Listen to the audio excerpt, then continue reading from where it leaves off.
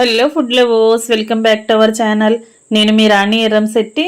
Friends, ఈరోజు recipe వచ్చేసి గారెలండి. గారెలు చేసుకోవాలి అంటే మినపప్పుతో చేసుకుంటూ ఉంటాం కదా. మినప్పిండి గారెలు కాకుండా నేను చూపించిన ప్రాసెస్తో ఇడ్లీ పిండి గారెలు చేసి చూడండి. క్రిస్పీగా టేస్టీగా చాలా బాగుంటాయి.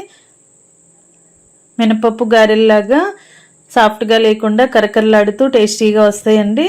దానిలోకి కాంబినేషన్గా కొబ్బరి టొమాటో చట్నీ కూడా చేసి చూపించబోతున్నాను. ఈ చట్నీ అనేది అచ్చం మనం రోటిలో చేసుకున్న పచ్చడి టేస్ట్తో చాలా బాగుంటుంది. ఆ ప్రాసెస్ అంతా చూద్దాం.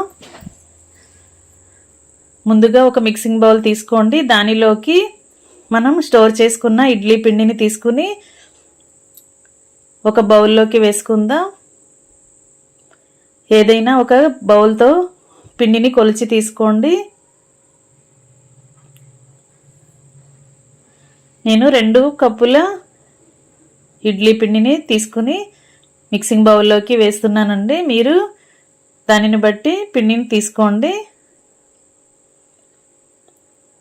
దీనిలోకి సన్నగా తరిగిన ఉల్లిపాయ ముక్కలు, పచ్చిమిర్చి ముక్కలు వేసుకోండి. అలాగే కడిగి కట్ చేసి పెట్టుకున్న కొత్తిమీరను కూడా వేసుకోండి. అలాగే కడిగి పెట్టుకున్న కరివేపాకులు కూడా వేసుకోండి.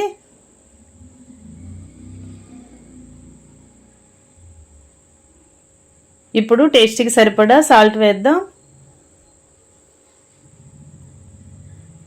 నెక్స్ట్ 1 టేబుల్ స్పూన్ జీలకర్ర కూడా వేసుకోండి. తర్వాత సన్నగా తరిగిన అల్లం ముక్కలు కూడా వేసుకోవచ్చండి. ఇవన్నీ కూడా పిండిలో కలిసేంత వరకు గరిటెతో బాగా కలపండి. ఇడ్లీ పిండి అనేది కొంచెం జారుగా ఉంటుంది కదా. ఈ పిండితో గారెలు చేసుకోవటానికి కరెక్ట్ షేప్ అనేది రాదు. దానికోసంగా ఇప్పుడు నెక్స్ట్ చూపించబోయే ప్రాసెస్ని స్కిప్ చేయకుండా చూడండి. మనం ఏ కప్పుతో అయితే ఇడ్లీ పిండి కొలిచి తీసుకున్నామో అదే బౌల్ తీసుకుని దానిలోకి ఉప్మా రవ్వ తీసుకుని వేసుకోండి. 2 కప్పుల ఇడ్లీ పిండి కొలిచి తీసుకున్నాం కదా, దీనికి 1/2 కప్పు వరకు ఉప్మా రవ్వ వేసుకోండి. ఇడ్లీ పిండి అనేది మరీ జారుగా ఉన్నట్లయితే మరి కొంచెం ఉప్మా రవ్వని వేసుకోవచ్చండి. ఈ రవ్వని డైరెక్ట్గా వేయకుండా స్టవ్ ఆన్ చేసి కళాయి పెట్టుకుని కళాయిలోకి ఈ రవ్వను వేసుకుని లైట్గా డ్రై రోస్ట్ చేద్దాం. పచ్చివాసన అంతా పోయి కమ్మటి వాసన వచ్చేంత వరకు ఫ్రై చేయండి. ఫ్లేమ్ మొత్తం తగ్గించండి. లో ఫ్లేమ్లోనే దీన్ని ఫ్రై చేయండి. బాగా చల్లారిన తర్వాత మిక్సీ జార్లోకి వేసుకోండి. ఈ ఉప్మా రవ్వని ఇప్పుడు గ్రైండ్ చేయబోతున్నామండి. అందుకే కొంచెం లైట్గా ఫ్రై చేశాను. ఫ్రై చేసిన రవ్వ అయితే చాలా ఈజీగా మెత్తగా పౌడర్లా గ్రైండ్ అయిపోతుంది. ఈ విధంగా గ్రైండ్ చేసుకోండి. ఇలా గ్రైండ్ చేసుకున్న రవ్వని మనం కలిపి పెట్టుకున్న ఇడ్లీ పిండిలోకి వేద్దాం. ఇప్పుడు పిండిలో ఉన్న తేమంతా కూడా ఇడ్లీ రవ్వ అనేది, ఈ ఉప్మా రవ్వ అనేది పీల్చుకుంటుందండి. వాటర్ అన్నీ కూడా బాగా పీల్చుకుని బ్యాటర్ గట్టిగా వస్తుంది. ఈ రవ్వ అంతా కూడా పిండిలో బాగా కలుపుకుని మూత పెట్టుకుని ఒక్క అరగంట పాటు పక్కన పెట్టుకున్నట్లయితే పిండి అంతా కూడా రవ్వని బాగా పీల్చుకుని బ్యాటర్ గట్టిపడుతుంది. అప్పుడు గారెలు చేసుకోవటానికి ఈజీగా మనకి గారెల షేప్ అనేది వస్తుంది. అరగంట లోపు మనం కొబ్బరి చట్నీని చూద్దాం.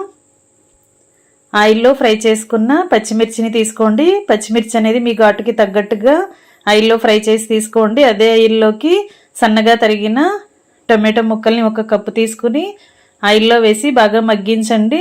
టొమాటో ముక్కలు మగ్గుతున్నప్పుడు కొంచెంగా చింతపండు, సాల్ట్ వేసి ఉడికించండి. టమాటో ఉడికిన తర్వాత చల్లారి పెట్టుకుని చట్నీ అనేది స్టార్ట్ చేద్దాం. ముందుగా పచ్చిమిర్చిని అలాగే 1 కప్పు కొబ్బరి ముక్కల్ని మిక్సీ జార్లో వేసి కొంచెంగా సాల్ట్ వేసి బరకగా గ్రైండ్ చేయండి. వాటర్ అనేవి అస్సలు యాడ్ చేయొద్దండి.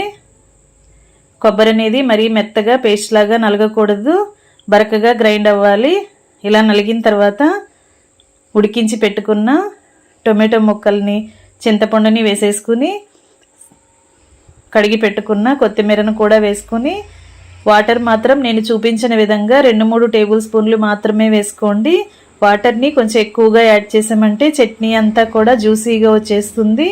అప్పుడు రోటి పచ్చడి టేస్ట్ లేకుండా డైలీ రెగ్యులర్గా చేసుకునే చట్నీ లాగా ఉంటుందండి. అలా కాకుండా ఇలా గట్టిగా బరకగా గ్రైండ్ చేసుకున్నామంటే అచ్చం కూడా మనం రోట్లో చేసుకున్న పచ్చడి టేస్ట్తో చాలా చాలా బాగుంటుంది. ఇలా బరకగా గ్రైండ్ చేసుకున్నాం కదా, స్టవ్ ఆన్ చేసి కళాయి పెట్టుకుని 1 టేబుల్ స్పూన్ ఆయిల్ వేసుకోండి. ఆయిల్ కాగిన తర్వాత పోపు దినుసులు వేయండి. శనగపప్పు, మినపప్పు, ఆవాలు, జీలకర్ర వేసుకోండి. అలాగే దంచుకున్న వెల్లుల్లి రెబ్బలు కూడా వేసుకోండి. కట్ చేసి పెట్టుకున్న ఎండుమిర్చిని కూడా 2-3 ముక్కల్ని వేసుకుని కరివేపాకును కూడా వేసుకోండి. ఈ పోపు అంతా కూడా బాగా ఫ్రై అయ్యి చిటపట్లాడిన తర్వాత స్టవ్ ఆఫ్ చేసుకుని పోపు అంతా కూడా చట్నీలో వేసేసుకుందాం. గ్రైండ్ చేసి పెట్టుకున్న చట్నీ అంతా కూడా ఇలా పోపులో వేసేసుకోండి. ఆయిల్ అనేది కొంచెం ఎక్కువగా వేసామంటే చట్నీ మరలా లూజ్ వచ్చేస్తుందండి. కొంచెం ఆయిల్తోనే ఇలా తాలింపు వేసుకున్నట్లయితే చట్నీ రోటి పచ్చడిలాగా టేస్ట్ అనేది చాలా చాలా బాగుంటుంది. చట్నీ టేస్ట్ చూసుకుని సాల్ట్ని అడ్జస్ట్ చేసుకుని పక్కన పెట్టేసుకోండి. ఇప్పుడు అరగంట నానిన తర్వాత పిండిని చూద్దాం. ఇడ్లీ పిండి అనేది రవ్వని బాగా పీల్చుకొని బ్యాటర్ అనేది గట్టిగా వచ్చింది కదా, దీనిలోకి 1 టీ స్పూన్ వంట సోడా వేసుకోండి. ఈ వంట సోడా అంతా కూడా పిండిలో కలిసేంత వరకు గరిటె పక్కన పెట్టుకుని చేతి వేళ్లతోని పిండిని బాగా ఇలా రౌండ్గా కలుపుతున్నట్లుగా కలిపినట్లయితే వేసిన వంట సోడా అంతా కూడా పిండికి బాగా పడుతుంది. చేతిని ఇలా రౌండ్గా తిప్పుతూ పిండిని కలిపినట్లయితే పిండి అనేది సాఫ్ట్గా వస్తుంది. వంట సోడా కూడా పిండి మొత్తానికి బాగా కలుస్తుంది. గారెలు వేసుకోవటానికి మనం ఏదైనా ప్యాకింగ్ కవర్ కానీ ఆయిల్ ప్యాకెట్ కానీ కట్ చేసి తీసుకోవచ్చండి. లేదంటే బటర్ పేపర్ అయినా తీసుకోవచ్చు.